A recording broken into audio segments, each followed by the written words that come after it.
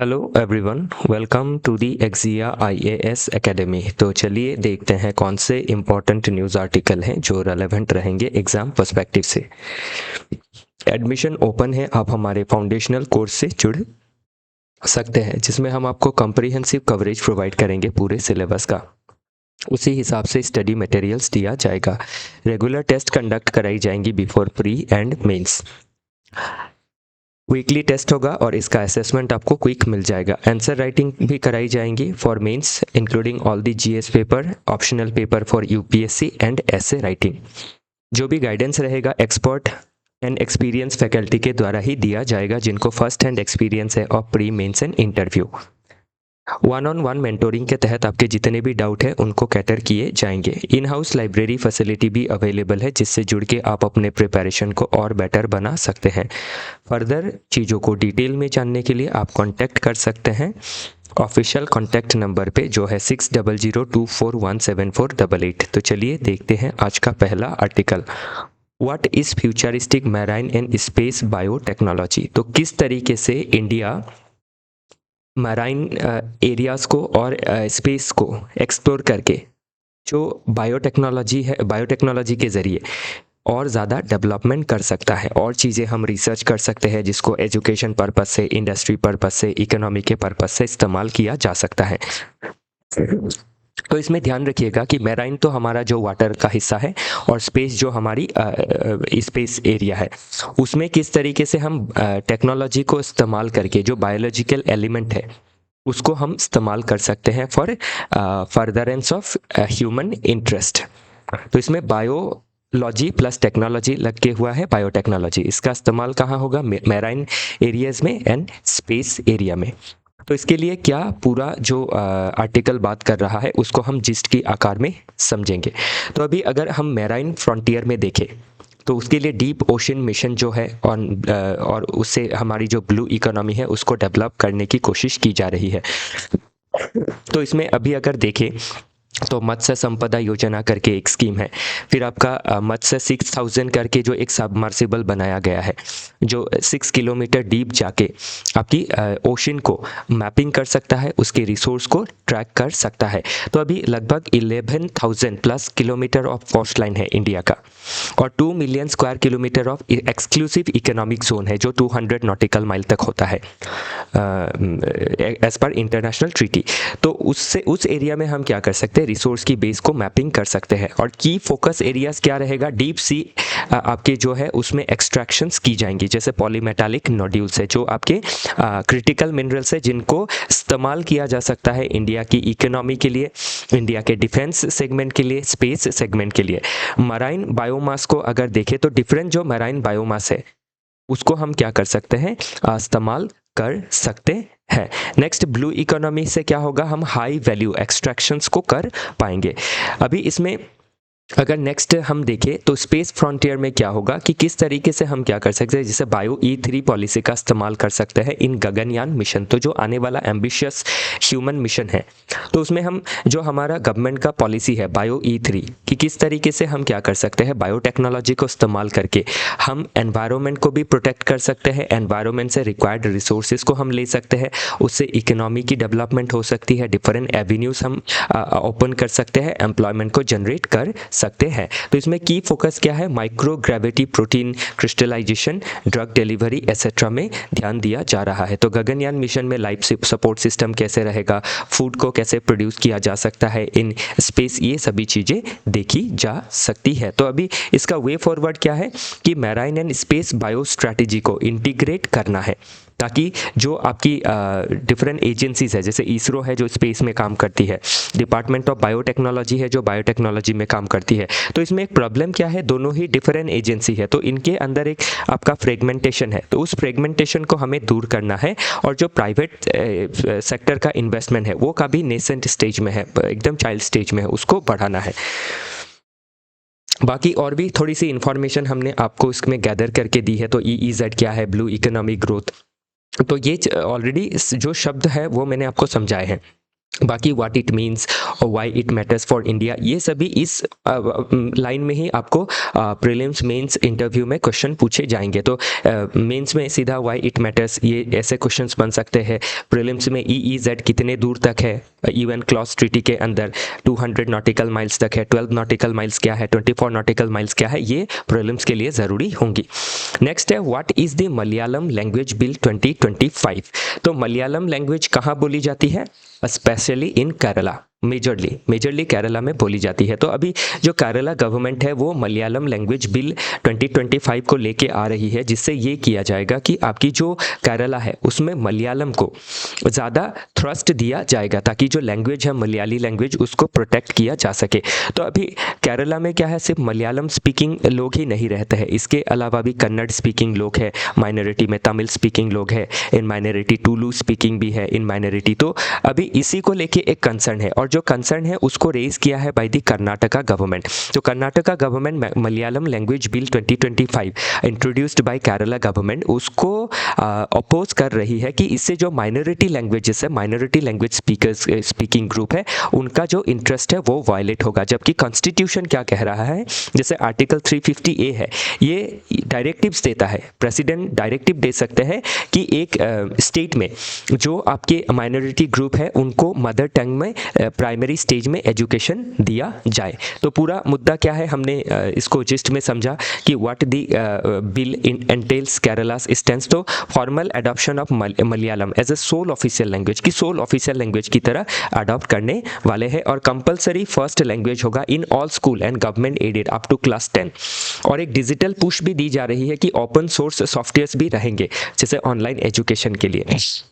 तो अभी इसमें प्रॉब्लम क्या है कि जब सोल लैंग्वेज हो जाएगा और ये कंपलसरी फर्स्ट लैंग्वेज हो जाएगा, तो इससे क्या है बाकी लैंग्वेजेस के ऊपर आपकी नेगेटिव इम्पैक्ट पड़ सकती है। तो इसमें ऐसा नहीं है कि बाकी लैंग्वेज को पढ़ाया नहीं जाएगा, लेकिन एक इसमें चिंता जताई जा रही है कि बाकी लैंग्वेजेस के लिए दिक्कत हो सकती है। तो अपोजिशन कौन कर रही है? कर्नाटका की ये बिल जो है अनकॉन्स्टिट्यूशनल है, इसको क्रिटिसाइज किया जा रहा है, क्योंकि जैसे कासरगोड जो सिटी है उसमें लिंग्विस्टिक माइनॉरिटी में है कन्नड़ जो है वो पॉपुलेशन। तो इसीलिए फियर ये है कि जो कन्नड़ा मीडियम स्कूल है उनका कल्चरल राइट्स जो है वायलेट होगा। तो अभी कल्चरल राइट्स कौन प्रोटेक्ट करता है? आर्टिकल 29 कि जो आपकी माइनॉरिटीज जो डिफरेंट आपकी ग्रुप्स है, इसमें ध्यान रखिएगा ऑल सेक्शंस है, हाँ 29 में, कि all sections of population have the right to preserve their culture, their language, their script.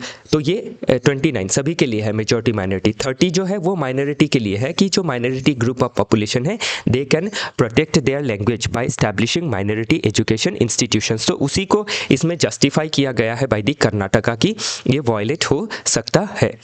Article 345 अगर देखें तो ये स्टेट को पावर देता है कि स्टेट क्या कर सकती है, किसी भी लैंग्वेज को ऑफिशियल लैंग्वेज की तरह अडॉप्ट कर सकती है।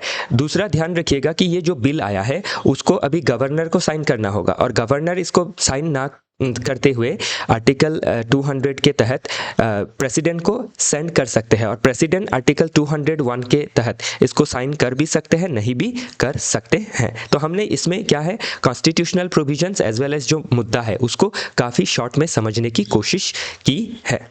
तो ध्यान रखिएगा कि ये जो कॉन्स्टिट्यूशनल प्रोविजंस है प्रीलिम्स में, मेंस में ज़रूरत पड़ेगी आपको, और इंटरव्यू में भी कोई क्वेश्चन पूछा तो उसमें आप उसको सब्सटेंशिएट कर पाएंगे। तो अभी इसीलिए चैलेंज एंड सस्टेनेबिलिटी को लेके क्या मुद्दा है, तो इम्प्लीमेंटेशन में एक प्रॉब्लम हो सकती है। इंटर स्टेट डिस्प्यूट ऑलरेडी हमने देखा है। सोशली अगर देखें तो माइनॉरिटी जो है एलियनेट हो सकती है, एक अलगाव फील कर सकती है। तो वे फॉरवर्ड क्या करना है कि ठीक है, अगर ऑफिशियल लैंग्वेज कोई एक पर्टिकुलर लैंग्वेज हो रहा है तो उसके साथ ही बाकी जो लैंग्वेजेस है उनको भी कॉन्स्टिट्यूशनल जो स्टेटस है उसके तहत, जैसे आर्टिकल 30 के तहत जो माइनॉरिटी एजुकेशन इंस्टीट्यूशन है उसको बनाना है और उसमें मलयालम लैंग्वेज को इम्पोज नहीं करनी है। आर्टिकल 350A के तहत जो माइनॉरिटी है उनका मदर टंग में उनको एजुकेशन देना ज़रूरी है। तो ये सभी चीज़ें हम इसमें मैंशन कर सकते हैं जब क्वेश्चन पूछा जाएगा। बाकी और भी थोड़ा सा एडिशन डेफिनेशन हमने आपको दिया है, स्पेशल प्रोविजन क्या है लिंग्विस्टिक माइनॉरिटीज़ को लेके, ऑब्वियसली ये हमने ऑलरेडी देखा, लेकिन इसको क्यों दिया है, ताकि आप चीज़ों को और कनेक्ट कर पाए। नेक्स्ट जो आर्टिकल है ग्राफ्ट लॉ की, करप्शन का जो भी चार्जेस लगता है तो उसके लिए स्पेशली सिविल सर्वेंट्स के ऊपर, तो उसके लिए कोई लॉ है क्या? ऑब्वियसली है, prevention of corruption act of 1988। उसमें कोई शील्ड है क्या जो ऑफिसर्स है? यस ऑब्वियसली है, article section 17A of the prevention of corruption act. तो 17A क्या कहता है कि प्रिलिमिनरी इंक्वायरी भी नहीं की जा सकेगी ऑफिसर्स के against without the sanctions of the state government and the central government. तो इससे क्या है, जो ऑफिसर्स है उनको एक तरह का शील्ड मिल रहा है, जिसको हमने ऑलरेडी देखा था कल के आर्टिकल में कि बीबी नागरत्ना जी जो है ऑनरेबल सुप्रीम कोर्ट की जज साहिबा, तो उन्होंने कहा है कि आर्टिकल 17A जो है वो आर्टिकल 14 को वायलेट करता है कि इक्वालिटी बिफोर लॉ जो है वो नहीं मिला है सभी को, जो एक्सेप्टेबल नहीं है। And for that matter article section 17A को हटाया जाना चाहिए टू प्रोटेक्ट आर्टिकल 14, क्योंकि आर्टिकल 14 का वायलेशन है, मतलब कॉन्स्टिट्यूशनल वायलेशन है, और जो एक लॉ है वो कॉन्स्टिट्यूशन के लॉ को वायलेट नहीं कर सकती है और एक separate class of citizen, privilege class of citizens नहीं बना सकती है इन द नेम ऑफ ऑफिशियलडम। तो वो चीज़ इसमें मेंशन की गई है जो हमने ऑलरेडी देखा था कल के आर्टिकल में, तो उसको एक बार विजिट कीजिएगा, मैंने एक बार फिर से दोहरा दिया है ये। नेक्स्ट है SC to decide today on plea for passive euthanasia. तो पैसिव यूथनेशिया के ऊपर फिर से जो मामला है वो उभर के आया है इन ऑनरेबल सुप्रीम कोर्ट।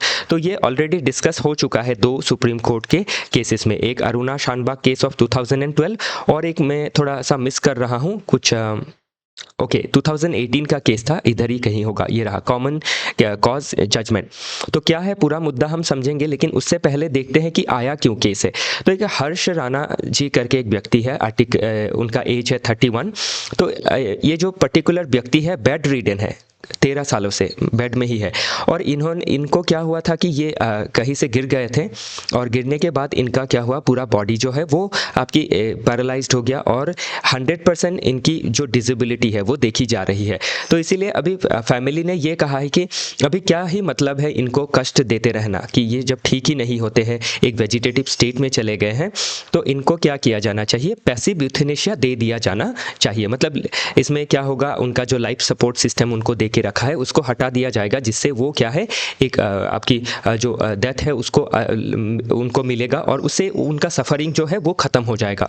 तो सफरिंग करके जीने से, जिसमें कोई आस नहीं है, तो उससे मौत ही बेहतर है। तो आर्टिकल 21 जो है वो राइट टू लाइफ के साथ right to die with dignity को भी दर्शाता है। तो अभी इसमें क्या है, कौन सा आर्टिकल जो है it comes into play, it is article 21। तो अभी हमारे देश में ध्यान रखिएगा कि यूथनेशिया को लेके पूरा क्या मुद्दा रहा है, लीगल, एथिकल या फिर सोशल डायमेंशंस इसका क्या है। तो ये इन फ्यूचर क्वेश्चन बन सकता है, क्योंकि इसके ऊपर काफ़ी डिस्कशंस होती रहती है।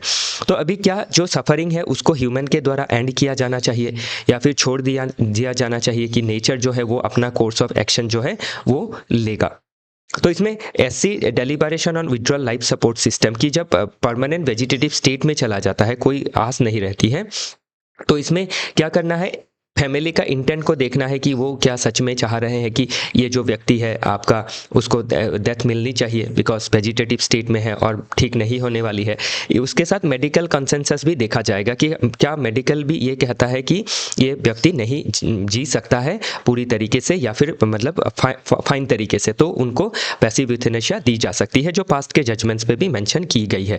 तो पैसिव यूथनेशिया क्या होता है, लाइफ सपोर्ट सिस्टम को हटा देना, कि कोई व्यक्ति हॉस्पिटल में है, कोमा में है, वेजिटेटिव स्टेट में है, ठीक नहीं हो सकता है, सालों साल से ट्रीटमेंट हो रही है, तो उसका लाइफ सिस्टम को हटा देना, that is called passive euthanasia, जो हमारे देश में अलाउड है, स्ट्रिक्ट है लेकिन अलाउड है। एक्टिव यूथनेशिया हमारे देश में अलाउ नहीं है। एक्टिव यूथनेशिया क्या है कि किसी इंसान को क्या है, लाइफ से वो उब गया है, उसको और मन नहीं है जीने का, तो वो क्या करेगा, लीथल इंजेक्शंस को इंजेक्ट करवा के डेथ को अचीव कर सकता है। तो ये हमारे देश में अलाउ नहीं है। बाकी काफ़ी सारे यूरोपियन एडवांस जो देश है उसमें अलाउ है, जिसमें लिबर्टी को काफ़ी ज़्यादा प्राधान्य दी जाती है। नेक्स्ट अभी ध्यान रखिएगा, PVS ऑलरेडी बताया परमानेंट वेजिटेटिव स्टेट क्या है, जिसमें आपकी कोई ट्रू अवेयरनेस नहीं होगी, या फिर वो इंसान जी नहीं सकता है फाइन तरीके से। Living will, advance medical directives, तो हमारे देश में लिविंग विल का भी कॉन्सेप्ट आ गया है। लिविंग विल में क्या है कि सपोज कर लीजिए कि जैसे कि एक इंसान है, ओके, एबीसी इंसान है, तो उसको क्या है, ट्रीटमेंट में जा रहा है और उसको पता है कि इस ट्रीटमेंट पे वो वेजिटेटिव स्टेट पे चला जा सकता है, ठीक भी हो सकता है। तो अगर वो वेजिटेटिव स्टेट पे चला जाता है तो एक विल साइन करके जा सकता है कि मैं अगर इस ट्रीटमेंट पे वेजिटेटिव स्टेट में चला जाता हूँ तो मुझे क्या किया जाना चाहिए, पैसिव यूथनेशिया दे के मुझे ख़त्म कर देना चाहिए। तो इससे क्या है, प्रॉब्लम नहीं है, बाद में कोई लीगल हर्डल्स आना, ये बहुत सारे अप्रूवल्स लेना, ये सभी नहीं रहेंगी, वो पहले ही डिसाइड हो जाएगा।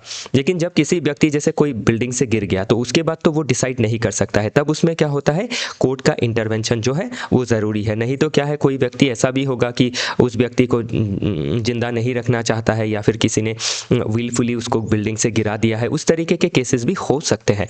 तो evolution of judicial stance in India, तो देखिए तो प्री 2011 यूथनेशिया एक्टिव हो पैसिव हो उसके लिए स्ट्रिक्ट पेनल्टी थी आईपीसी सेक्शन 309 एंड 300 के तहत।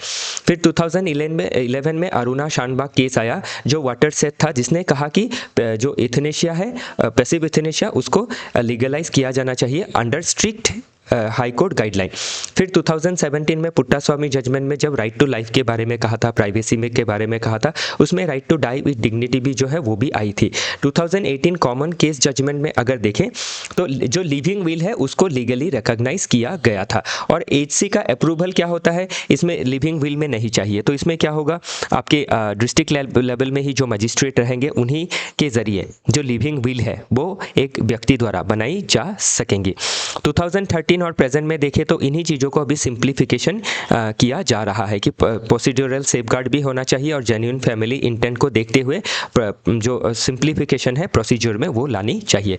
तो एथिकल एंड फिलोसॉफिकल एंगल से देखें तो जो लाइफ है उसकी एक काफ़ी, हम हमारे देश में ही अगर देखें तो हम लाइफ को काफ़ी एक सैंक्टिटी वाली चीज़ देखते हैं, पवित्र है कि भगवान ने इसे दिया है, तो हर किसी भी इंसान को इसे नहीं लेना चाहिए। अगर एक व्यक्ति सफ़र कर भी रहा है तो ये नेचर का कॉल है, वो सफ़र करके खुद ही उसका लाइफ जो है वो सीज हो जाएगा। तो क्या इस मामले में हमें एक इंसान को असिस्ट करके डेथ देना सही है, क्या हम नेचर के कॉल के अगेंस्ट जा रहे हैं, वो ज़रूरी है। ऑटोनॉमी एंड सब्सटीट्यूटेड जजमेंट, तो पेशेंट का जो बॉडी ऑनरशिप है, family decides when patient can not, जो जब आपकी फैमिली जब डिसाइड करती है ओके कि जो व्यक्ति है वो अभी नहीं जी सकता है और जो ओनरशिप है वो फैमिली ले रही है, तो इसमें क्या ये सही है कि जो आपकी एक व्यक्ति है जो आपकी वेजिटेटिव स्टेट में है, क्या पता वो चाहता हो कि उसमें उसे ट्रीटमेंट चाहिए, या फिर क्या पता कोई जो फैमिली मेम्बर है उनका मेलाफाइड इंटेंशन है, तो वो चीज़ हम इसमें देख सकते हैं। तो इसीलिए यूटिलिटेरियनिज्म पर्सपेक्टिव से अगर हम देखें तो इसमें यूटिलिटी को देखना ज़रूरी है, क्या वो इंसान जी सकता है, अगर नहीं जी सकता है तो उसके ऊपर पैसे खर्च करके कोई फ़ायदा नहीं है, क्योंकि वो इंसान नहीं जीने वाला है, घर के लोग भी इमोशनली ब्रेकडाउन है, उनका समझ लीजिए कि ज़मीन बेच दी है ट्रीटमेंट करने के लिए, तो बाद में वो जो फैमिली है वो वल्नरेबल पोजीशन में आ जाएगी। तो इससे बेटर है कि उसको डेथ को जो है अलाउ कर दिया जाए। तो वही चीज़ इसमें हमें देखना ज़रूरी है। तो की चैलेंजेस में इसका मिसयूज़ हो सकता है, प्रोसीजरल डिलेज देखी जा सकती है, और जो सोशियो इकोनॉमिक डिसपैरिटी है, जो गरीब है वो इसको फटाफट एक्सेस करना चाहेंगे कि मैं गरीब हूँ और पैसा खर्च नहीं कर सकता हूँ, तो वो डेथ को अचीव करना चाहेगा। तो बहुत केसेस में ये देखी जाती है। तो वे फॉरवर्ड क्या है, इसके ऊपर कोई पार्लियामेंट्री लॉ नहीं है, तो एक लेजिस्लेटिव बैकिंग होनी चाहिए। इसी के साथ पैलिएटिव जो केयर है उसको बूस्ट किया जाना चाहिए कि बहुत लोग एक समय के बाद ऐसा होगा, अभी तो सिंगल फैमिली है तो वो चाहेंगे कि मैं डेथ को ही ले लेता हूं क्योंकि घर वाले तो मुझे देख ही नहीं रहे हैं। तो इस तरीके का जो प्रॉब्लम है वो देखा जा सकता है, जो सही नहीं है बहुत दूर तक। नेक्स्ट देखते हैं मणिपुर में 2023 से जो है वायलेंस चल रहा है और उसमें हंड्रेड्स ऑफ पीपल्स की डेथ हो चुकी है। तो अभी इसको सेटल कैसे करना है, और बहुत लोग जो है वो आपके बेघर भी हो चुके हैं।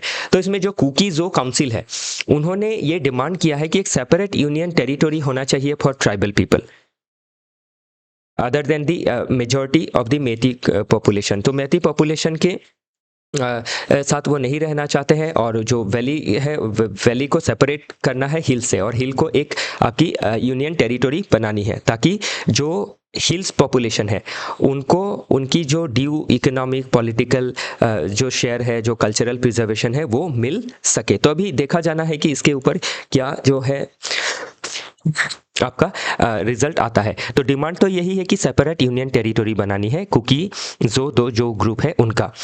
तो ट्रिगर क्या है? एथनिक कन्फ्लिक्ट है सिंस 2023। स्टेटस अगर देखें तो आपकी ऑलरेडी फिजिकल सेपरेशन तो है ही। जो कुकी जो है वो आपकी हिल्स में रहती है और जो मेती है वो वैली में रहती है।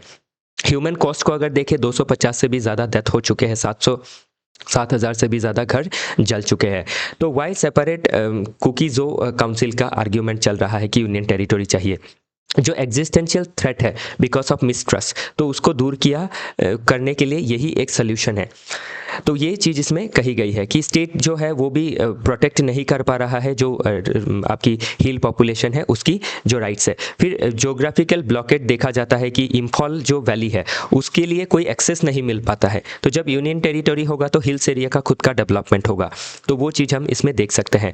प्लस इसमें अगर यूनियन टेरिटरी बनती है तो एक बफर जोन हो जाएगा, मेती का खुद का जोन होगा और बाकी का खुद का पॉलिटिकल जोन होगा। तो उससे क्या है, जो वायलेशन है वो कम होने की एक संभावनाएं रहेगी। इन फ्यूचर जो कॉन्फ्लिक्ट है वो कम होगा। तो ये देख सकते हैं वैली एरिया है और ये हिल एरिया है, तो इस हिल एरिया में ही यूनियन टेरिटरी बनाने की मांग की जा रही है। कॉन्स्टिट्यूशनल प्रोविजन देखें तो ऐसा पार्लियामेंट किस तरीके से कर सकता है, अंडर आर्टिकल 3 कर सकता है। आर्टिकल 371C को देखें तो स्पेशल प्रोविजन था मणिपुर के हिल के लिए, लेकिन इसका डीम फेल देखा जा रहा है, तो इसीलिए यूटी विथ लेजिस्लेचर बनाया जा सकता है इन एरिया को। ओके तो अभी लेकिन इसमें प्रॉब्लम क्या है, ध्यान रखिएगा कि नागा फैक्टर भी है इसमें, कि जो नागा पॉपुलेशन है उनकी टेरिटरी ऐसे इस साइड में आपका नागालैंड, इस साइड में नागालैंड भी है इस एरिया में, तो नागालैंड भी क्या कर सकता है इसमें ऑब्जेक्शन जता सकता है। और इसका एक डोमिनो इफेक्ट भी हो सकता है कि डिफरेंट जो रीजन है वो बाद में यूनियन टेरिटरी को डिमांड करने लग जाए। तो इसका वे फॉरवर्ड यही है कि 6th शेड्यूल का स्टेटस दिया जा सकता है, ताकि जो आपकी कुकीज़ जो पॉपुलेशन है उनको आपकी सेपरेट पॉलिटिकल जो ऑटोनॉमी है अंडर इंडियन कॉन्स्टिट्यूशन वो दी जा सके। सिक्योरिटी में स्ट्रिक्ट एनफोर्समेंट करना है, बफर जोन को स्मार्ट फेंसिंग करनी ज़रूरी है।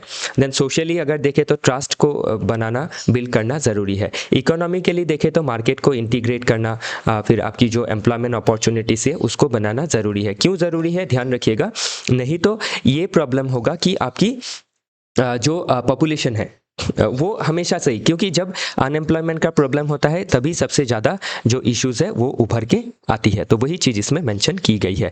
नेक्स्ट है Swift executions of protesters likely Iran. तो अभी ध्यान रखिएगा कि जो आपकी ईरान है उसमें जो प्रोटेस्ट चल रही है इसमें ऑलरेडी 2000 से भी ज़्यादा लोगों की जान जा चुकी है। और प्रोटेस्ट होने का मेन वजह आपको पता ही है कि जो इन्फ्लेशन है, जो आपकी लोगों की लाइवलीहुड है वो धीरे धीरे ख़त्म होती जा रही है। फिर पॉलिटिकल लेवल पे जो करप्शन के मेल एडमिनिस्ट्रेशन के जो चार्जेस लगाए जा रहे हैं वो भी एक रीज़न है। लेकिन इसमें और भी एक बिहाइंड द स्टोरी ये है कि ये यूएस फंडेड भी है। तो अभी भगवान जाने ये कितना सही है कितना गलत है, लेकिन ईरान में जो प्रॉब्लम चल रही है इसको अगर ईरान समय रहते ही ठीक नहीं करता है तो इसमें यूएसए का अगर इंटरवेंशन होता है तो इससे क्या होगी, जो पूरा मिडिल ईस्ट रीजन है वो एक समय के लिए इंस्टेबल हो जाएगा और इसका इम्पैक्ट पूरे वर्ल्ड में पड़ेगा, क्योंकि जो मिडिल ईस्ट है वो वर्ल्ड को बहुत सारी एनर्जी जो है वो सप्लाई करती है। अभी इंडिया के लिए, इंडिया का ही बहुत सारा जो एनर्जी है वो आपके स्ट्रेट ऑफ हॉर्मुज से होके पास होता है या गुजरता है। फिर अगर देखें तो हमारा ईरान के साथ जो चबाहर प्रोजेक्ट है या फिर international north south transit corridor है, ये सभी स्टॉप हो जाएंगी। फिर हमारा 8 मिलियन डायस्पोरा है, लगभग 80 लाख पॉपुलेशन गल्फ रीजन्स में रह रही है, रिमिटेंस का रिस्क आ सकता है। तो इसीलिए अभी हम डिप्लोमेटिकली क्या कर सकते हैं, एक स्ट्रेटेजिक ऑटोनॉमी मेंटेन करते हुए किस तरीके से एस्केलेशन किया जा सकता है उसको हमें ध्यान में रखना ज़रूरी है। प्लस इसमें ध्यान रखिएगा कि वहाँ प्रोटेस्ट चल रहा है, इंटरनेट शटडाउन कर दी गई है, लेकिन स्टारलिंक जो है वो डिजिटल बाईपास कर रहा है, वो इंटरनेट कनेक्टिविटी प्रोवाइड कर रहा है थ्रू सैटेलाइट कनेक्टिविटी। तो इससे देख सकते हैं कि एक देश की जो सोवरेनिटी है, डिजिटल सोवरेनिटी, उसको किस तरीके से वायलेट किया जा रहा है। तो ये आप कहीं एग्जाम्पल पे मेंशन कर सकते हैं। नेक्स्ट है UGC brings out new rules against caste discrimination. तो अभी हम देखते हैं कि कॉलेजेस यूनिवर्सिटीज़ में टेक्नोलॉजिकल जो आपकी टेक्निकल जो इंस्टीट्यूशंस होती है ऑफ हायर एजुकेशन, उसमें एसटी एससी ओबीसी पॉपुलेशन के अगेंस्ट काफ़ी डिस्क्रिमिनेशन देखा जाता है। तो उसके लिए 2012 का जो रेगुलेशन था उसमें सिर्फ एडवाइजरी गाइडलाइन थी, लेकिन अभी प्यूनिटिव होगा कि कोई अगर नहीं मान रहा है, डिस्क्रिमिनेट कर रहा है, तो उसके अगेंस्ट एक्शन लिया जाएगा। और ये किसके साथ अलाइंड है? आर्टिकल 15 के साथ, जो कहता है prohibition of discrimination, and article 21 right to dignity के साथ ये अलाइन करता है। तो इसीलिए ज़रूरी है कि हमारी जो चिल्ड्रन है, every section of population need safety सभी को चाहिए कि किसी के अगेंस्ट स्लर हो, रेशियल स्लर हो, कास्ट स्लर हो, ये आना जो है वो काफ़ी गलत है और ये कॉन्स्टिट्यूशनलिज्म के खिलाफ है। तो इसके लिए जो डिफरेंट एजेंसीज है लाइक यूजीसी जो भी एक्शंस ले रही है, ये कॉन्स्टिट्यूशन के साथ अलाइंड है और इसको लिया जाना भी काफ़ी ज़रूरी है। तो ध्यान रखिएगा, ये सभी चीज़ें एग्जाम में पूछी जा सकती है। इसी के साथ आज का जो डिस्कशन है वो समाप्त होता है। फिर मिलेंगे डिफरेंट आर्टिकल के साथ। हमारे साथ जुड़े रहने के लिए आप सभी का बहुत बहुत धन्यवाद।